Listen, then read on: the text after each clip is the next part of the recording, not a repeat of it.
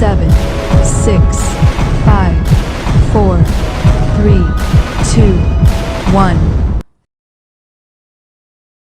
आयसा institute में आपका स्वागत है। आइए बच्चों, जो है हम आयसा इंस्टीट्यूट में बीएड का प्रैक्टिकल फाइल के बारे में डिस्कस करें। तो हम जो है करते हैं कि किस तरीके से जो है प्रैक्टिकल फाइल को जो है हम समझ सकते हैं। तो देखिए, सबसे पहला जो प्रैक्टिकल फाइल है वो है हमारा reading and reflecting text, reading and reflecting on text. तो देखिए बच्चों, जो reading on reflecting on text है, प्रैक्टिकल फाइल पार्ट 1 है। जो हम इसके अंदर क्या क्या पढ़ेंगे वो हम देखते हैं।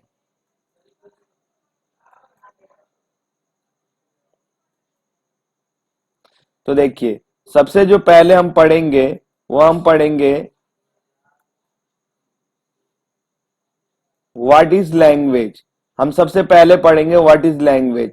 तो पढ़ेंगे हम, a language is a structure system of communication and express our thoughts, feeling and expression.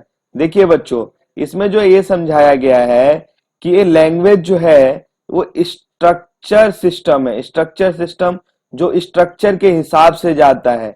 और कम्युनिकेशन, कम्युनिकेशन का मीनिंग क्या है? एक पर्सन से दूसरे पर्सन के साथ हम अपना वार्तालाप कैसे करेंगे और हम अपना एक्सप्रेस कैसे करेंगे, एक्सप्रेस अवर थॉट्स, हम अपने विचार को कैसे एक्सप्रेस करेंगे।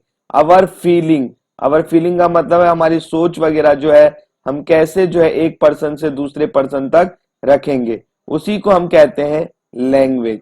आई होप बच्चों आपको अच्छे से समझ में आया। उसके बाद है लैंग्वेज कंपोनेंट्स। लैंग्वेज कंपोनेंट्स क्या होता है? तो देखिए, लैंग्वेज कंपोनेंट्स दो हैं। एक जो है वह है फोनोलॉजी। फोनोलॉजी क्या होता है?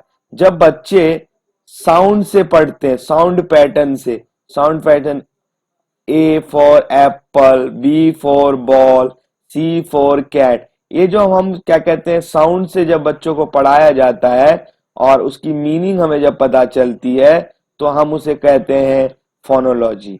मोरफोनोलॉजी क्या होता है? देखो, morphology is a study of words. Study of words मतलब है, जैसे मान के चलिए सी ए और टी, CAT कैट, जब हम किसी वर्ड को जोड़कर जब हम प्रोनाउंस करते हैं तो उसे हम कहते हैं, तब हम उसे कहते हैं मोरफोनोलॉजी। क्या कहते हैं? मोरफोनोलॉजी। और फोनोलॉजी में क्या है? इसमें हम साउंड पैटर्न के बारे में पढ़ते हैं, जैसे A for apple, B for ball, C for cat. तो हम इस तरीके से जो है बच्चों पढ़ते हैं। तो ध्यान दीजिए कि किस तरीके से जो है आप लोगों को ये समझ में आ रहा है। आगे पढ़ेंगे function of language. Function of language का मतलब है सबसे पहले एक्सप्रेसिव फंक्शन। एक्सप्रेसिव फंक्शन का मतलब it means express their feeling, emotion, ideas. देखिए, जो हम इसके अंदर जो है हम पढ़ते हैं कि हम अपने फीलिंग को, अपने इमोशन को और अपने आइडियाज को एक्सप्रेस करते हैं एक पर्सन से दूसरे पर्सन के पास, तब हम उसे कहते हैं एक्सप्रेसिव फंक्शन। उसके बाद है इंफॉर्मेटिव फंक्शन। जब हम किसी एक पर्सन को, एक पर्सन जब दूसरे पर्सन को इंफॉर्मेशन देता है, कोई इंफॉर्मेशन देता है, तो उसको हम कहते हैं इंफॉर्मेटिव फंक्शन। तीसरा है डायरेक्टिव फंक्शन। इसमें हम डायरेक्ट करते हैं, डायरेक्ट का मतलब है डायरेक्शन देते हैं। अगर किसी पर्सन को आप डायरेक्शन दे रहे हैं तो अब ये कहलाएगा आपका डायरेक्टिव फंक्शन। तो आई होप बच्चों आपको ये भी समझ में आया होगा। हम आगे पढ़ते हैं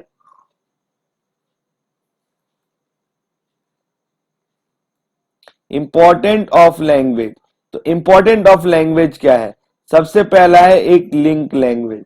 देखिए, ये लिंक लैंग्वेज का मतलब है कि लैंग्वेज जो है ना लिंक है। मान के चलिए कि बाहर हम अमेरिका जा रहे हैं और अमेरिका जाने के बाद हम वहां पे अगर इंग्लिश नहीं बोल पाते हैं तो अगर इंग्लिश हम नहीं बोल पाएंगे तो हम उनके साथ जो है कम्युनिकेट नहीं कर पाएंगे। तो इसीलिए जो है लैंग्वेज लिंक है किसके साथ, हर देश के साथ। तो हम कह सकते हैं a language is a link. उसके बाद इंटरनेशनल इंपॉर्टेंट। इंटरनेशनल इंपॉर्टेंट का मतलब है कि अगर मान के चलिए कि हम एक कंट्री से दूसरे कंट्री जा रहे हैं और वहां पे हमें उन्हें जो है इंग्लिश आती है लेकिन हमें इंग्लिश नहीं आती, तो जो है हम उसके साथ कम्युनिकेट नहीं कर पाएंगे। तो इंटरनेशनल जगह पर भी जो है हमें इंग्लिश की इंपॉर्टेंट है। अब पढ़ेंगे हम एजुकेशनल इंपॉर्टेंस। एजुकेशनल इंपॉर्टेंस क्या है, जैसे मान के चलिए कि अगर आप छोटी क्लास में हैं तब तो आप हिंदी से जो है पढ़ाई कर लेंगे, लेकिन अगर आप बड़ी बड़ी क्लास में जा रहे हैं, जैसे इंजीनियरिंग कर रहे हैं, डॉक्टरी कर रहे हैं, तो उसमें जो है इंग्लिश की ही जरूरत है, क्योंकि ज्यादातर पढ़ाई जो है इंग्लिश में ही है। हायर एजुकेशन किस में है, इंग्लिश में ही है। तो इसलिए हम कह सकते हैं कि जो हायर एजुकेशन है वो इंग्लिश जो है बहुत इंपॉर्टेंट है। तो educational important. Cultural important. Cultural important में भी जो है बहुत ज्यादा जरूरत है इंग्लिश की। जैसे मान के चलिए कि एक कल्चरल दूसरे कल्चरल के साथ अगर कम्युनिकेट करना चाहता है तो उसमें जो है इंग्लिश की बहुत ज्यादा आवश्यकता है। एडमिनिस्ट्रेटिव लेवल, जैसे मान के चलो कोई हम एडमिनिस्ट्रेट कर रहे हैं, कोई मैनेजमेंट कर रहे हैं, तो मैनेजमेंट में जो है किसकी, हमें इंग्लिश की ही जरूरत होगी। कोई सीए है या चार्टेड अकाउंटेंट है, अगर कोई मैनेजमेंट कर रहा है, मैनेजमेंट का मतलब है कोई प्लानिंग कर रहा है बड़े लेवल का, तो वहां पे जो है इंग्लिश की आवश्यकता पड़ेगी। आगे हम पढ़ेंगे English in our social life, मतलब इंग्लिश जो है हमारे सोशल लाइफ में भी बहुत जरूरी है। इंग्लिश जो है हमें जॉब अपॉर्चुनिटी देता है। जैसे मान के चलिए इंटरव्यू आप देने गए, है ना, इंटरव्यू देने गए और इंटरव्यू में जो है क्या हुआ, एक हिंदी मीडियम का बच्चा है और एक इंग्लिश मीडियम का बच्चा है, तो इसके पास भी क्वालिफिकेशन अच्छी है और इसके पास भी क्वालिफिकेशन अच्छी है, लेकिन ये जो है हिंदी में जो है अपनी इंटरव्यू दे रहा है और ये इंग्लिश में इंटरव्यू दे रहा है। तो सबसे पहले सिलेक्शन किसका होगा, इंग्लिश मीडियम के बच्चों का, क्योंकि इंग्लिश जो है बहुत ज्यादा इंपॉर्टेंट है। तो इंग्लिश देखो हर फील्ड में जरूरत है, इसीलिए इंग्लिश हमें जॉब अपॉर्चुनिटी भी दिलाता है। English support in higher education, इससे पहले मैं डिस्कस कर चुका हूं कि इंग्लिश जो है हायर एजुकेशन के लिए भी बहुत जरूरी है। तो आई होप बच्चों जो है ये आपको समझ में आ रहा होगा। तो आप इस वीडियो को देखिए, अच्छे से देखिए, और अगर ये वीडियो समझ में आता है तो आप मुझे शेयर करिए। Thank you.